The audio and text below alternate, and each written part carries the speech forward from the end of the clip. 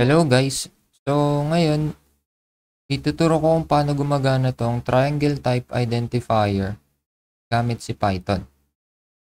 So una muna is need natin kunin yung tatlong side ng triangle.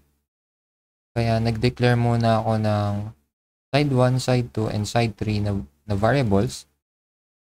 And then para makuha ko yung input, gumamit ako ng input method. And then nire-return ko yun as kino-convert ko na yun as integer gamit yung int method. And then dito is meron akong condition na kung saan chine-check ko kung yung addition ng dalawang side is greater than sa isang side. Para ma-check natin kung yun ba ay isang valid na triangle. So kagaya na lang nito. So side 1 plus side 2 should be greater than side 3. And then side 1 plus side 3 should be greater than side 2. And last, side 2 plus side 3 should be greater than side 1.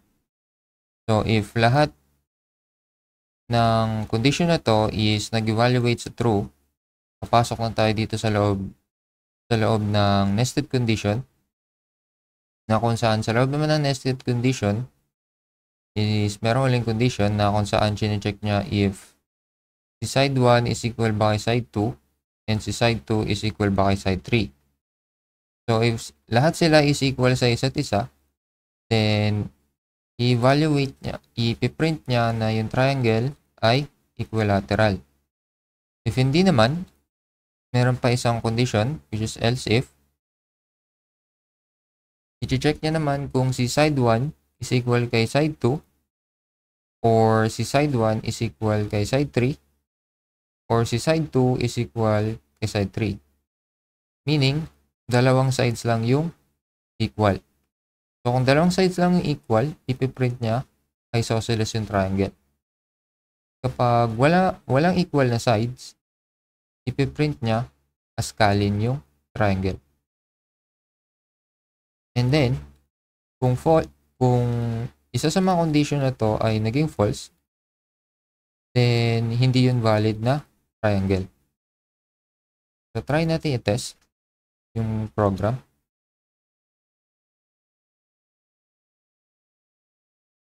And meron ko na. So mag-try tayo ng enter ng length 1. Let's say 3. And then 4. Then we have 2. So scalene. So try natin ulit. So let's say 2. Pangalawa is 2. Then yung pangatlo is 3. Meron tayong isosceles. The next naman i-try natin is 3. And then yung next side is 6. And then yung last is 9. So hindi yun valid na triangle. And then one last time. Natin ulit. 5.